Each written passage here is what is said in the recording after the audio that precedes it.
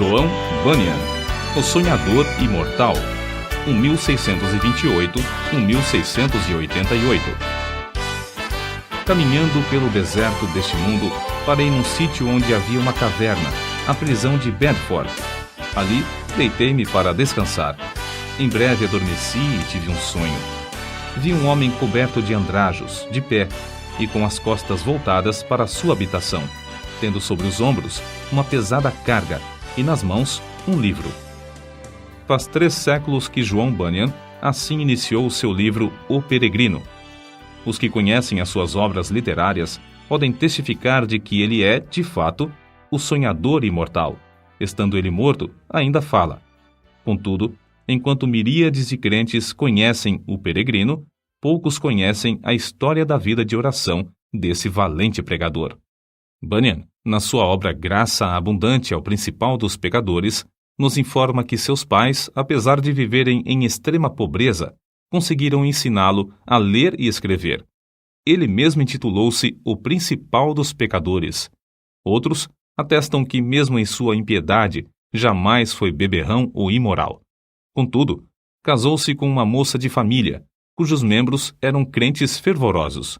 Bunyan era funileiro e, como acontecia com todos os funileiros, era paupérrimo. Ele não possuía nenhum prato nem uma colher, apenas 2 livros: O Caminho do Homem Simples para os Céus e A Prática da Piedade, obras que seu pai, ao falecer, lhe deixara. Apesar de Bunyan achar algumas coisas que lhe interessavam nesses 2 livros, somente nos cultos é que se sentiu convicto de estar no caminho para o inferno. Descobre-se nos seguintes trechos, transcritos de Graça Abundante ao Principal dos Pecadores, como ele lutava em oração no tempo da sua conversão. Veio-me às mãos uma obra dos Hunters, livro estimado por alguns doutores. Não sabendo julgar os méritos dessas doutrinas, dediquei-me a orar desta maneira: Ó Senhor, não sei julgar entre o erro e a verdade. Senhor, não me abandones por aceitar ou rejeitar essa doutrina cegamente. Se ela for de ti, não me deixes desprezá-la. Se for do diabo, não me deixes abraçá-la. Louvado seja Deus! Ele que me dirigiu a clamar, desconfiando da minha própria sabedoria, ele mesmo me guarda do erro dos Hunters. A Bíblia já era para mim muito preciosa nesse tempo. Enquanto me sentia condenado às penas eternas, admirei-me de como o próximo se esforçava para ganhar bens terrestres, como se esperasse viver aqui eternamente. Se eu pudesse ter a certeza da salvação da minha alma, como me sentiria rico, mesmo que não tivesse mais para comer a não ser feijão. Busquei ao Senhor orando e chorando, e do fundo da alma clamei: Ó Senhor, mostra-me, eu te rogo, que me amas com amor eterno. Logo que clamei, voltaram para mim as palavras, como um eco: Eu te amo com amor eterno.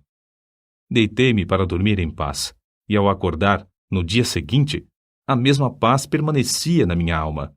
O Senhor me assegurou: Amei-te enquanto vivias no pecado. Amei-te antes, amo-te depois, e amar-te-ei por todo sempre. Certa manhã, enquanto tremia na oração, porque pensava que não houvesse palavra de Deus para me sossegar, ele me deu esta frase: A minha graça te basta. O meu entendimento foi tão iluminado como se o Senhor Jesus olhasse dos céus para mim, pelo telhado da casa, e me dirigisse essas palavras. Voltei para casa chorando, transbordando de gozo e humilhado até o pó.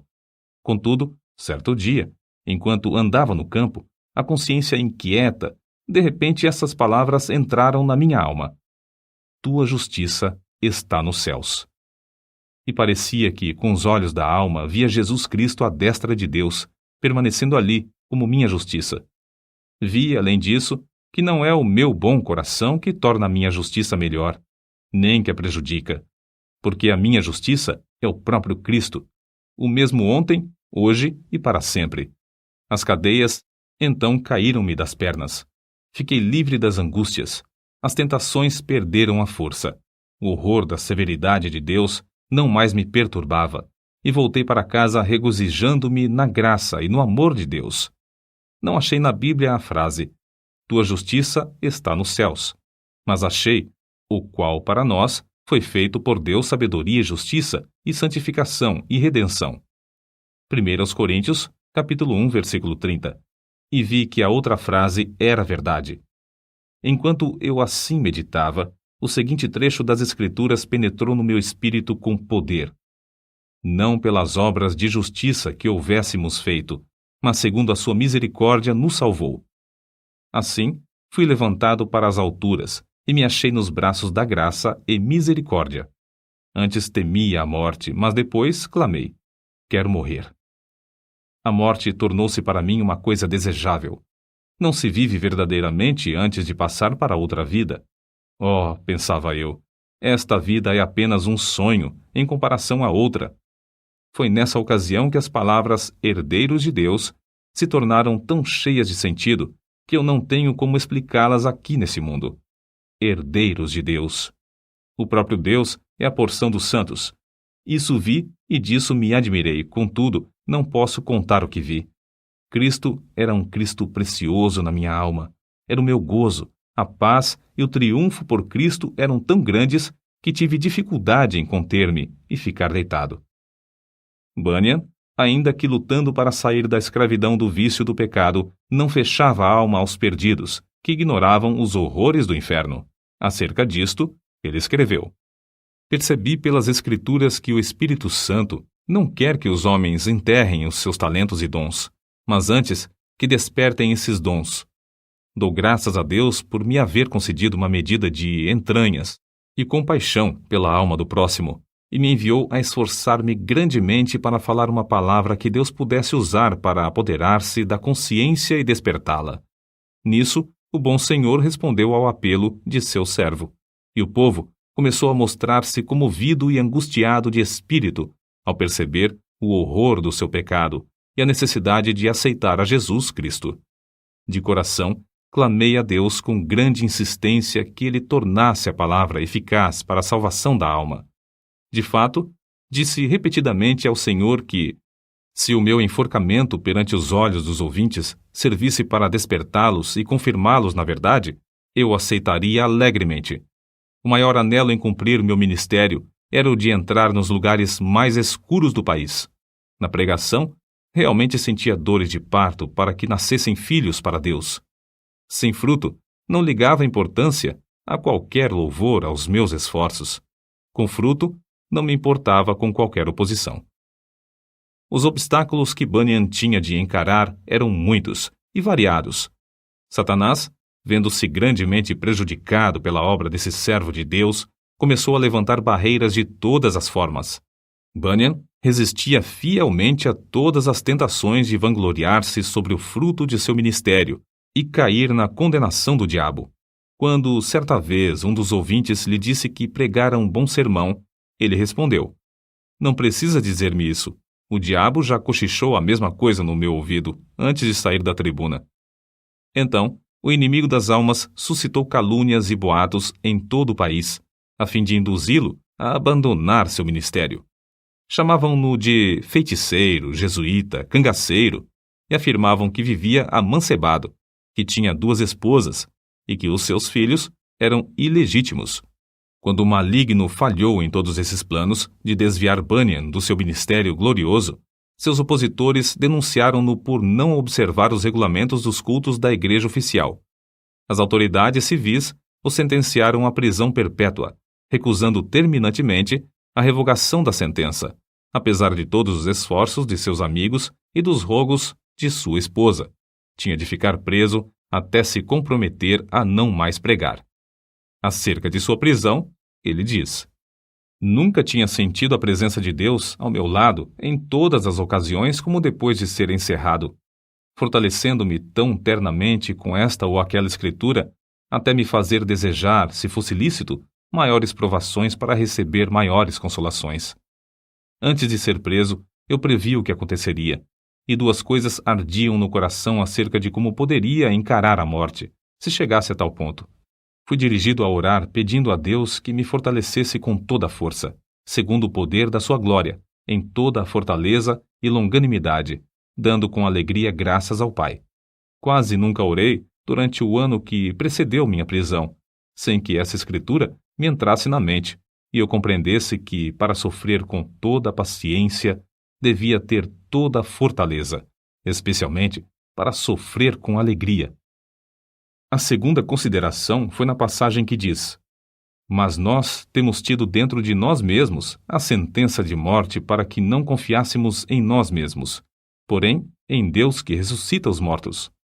Cheguei a ver por essa escritura que, se eu chegasse ao ponto de sofrer como devia, primeiramente tinha de sentenciar à morte todas as coisas que pertencem à nossa vida, considerando-me a mim mesmo, minha esposa, meus filhos, a saúde, os prazeres, tudo, enfim, como mortos para comigo e eu morto para com eles.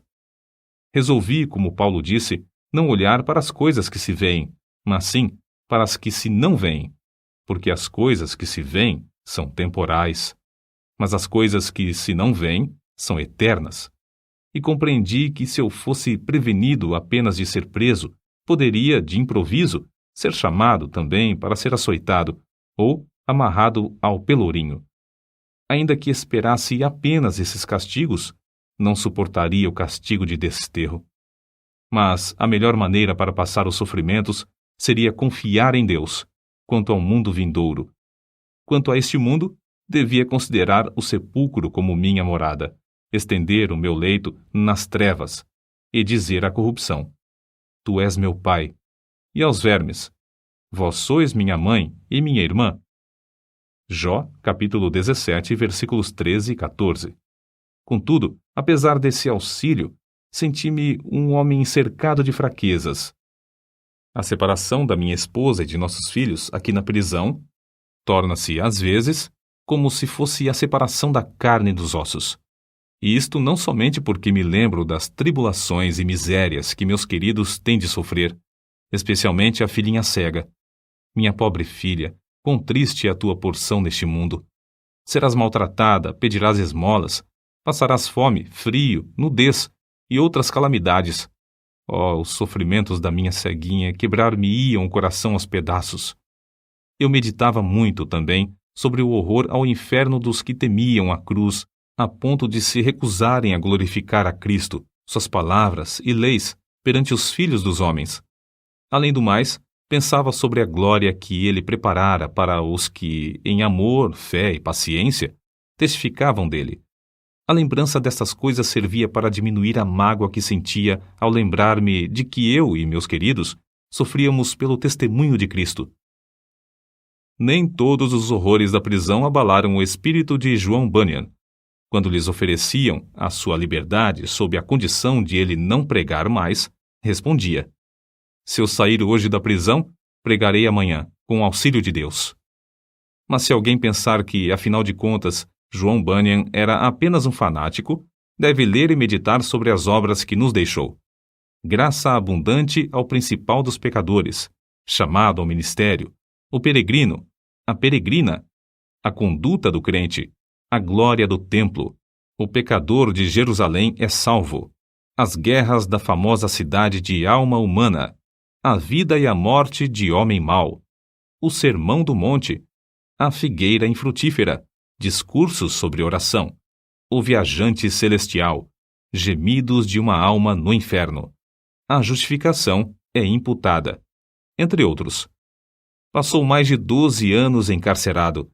É fácil dizer que foram 12 longos anos, mas é difícil conceber o que isso significa. Passou mais da quinta parte da sua vida na prisão, na idade de maior energia. Foi um quacre, chamado Whitehead, que conseguiu a sua libertação. Depois de liberto, pregou em Bedford, Londres, e muitas outras cidades. Era tão popular que foi alcunhado de Bispo Bunyan. Continuou seu ministério fielmente até a idade de 60 anos, quando foi atacado de febre e faleceu. O seu túmulo é visitado por dezenas de milhares de pessoas. O orador, o escritor, o pregador, o professor da escola dominical e o pai de família, cada um conforme o seu ofício, podem lucrar grandemente com o estudo do estilo e méritos de seus escritos, apesar de ele ter sido apenas um humilde funileiro sem instrução. Mas como se pode explicar o maravilhoso sucesso de Bunyan? Como pode um iletrado, pregar como ele pregava e escrever num estilo capaz de interessar à criança e ao adulto, ao pobre e ao rico, ao douto e ao indouto. A única explicação do seu êxito é que ele era um homem em constante comunhão com Deus. Apesar de seu corpo estar preso no cárcere, a sua alma estava liberta, porque foi ali, numa cela, que John Bunyan teve as visões descritas nos seus livros. Visões muito mais reais do que os seus perseguidores e as paredes que o cercavam. Depois de desaparecerem os perseguidores da terra e as paredes virarem pó, o que Bunyan escreveu continua a iluminar e alegrar todas as terras e gerações. O que vamos citar mostra como Bunyan lutava com Deus em oração. Há na oração o ato de desvelar a própria pessoa, de abrir o coração perante Deus, de derramar afetuosamente a alma em pedidos, suspiros e gemidos. Senhor, disse Davi, diante de ti está todo o meu desejo, e o meu gemido não te é oculto. Salmo capítulo 38, versículo 9.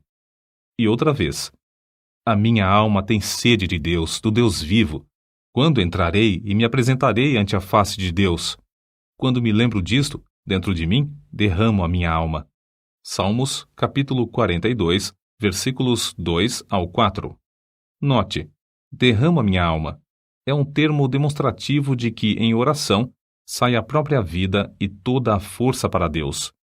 Em outra ocasião, escreveu: as melhores orações consistem, às vezes, mais em gemidos do que em palavras, e estas palavras não são mais que a mera representação do coração, vida e espírito de tais orações.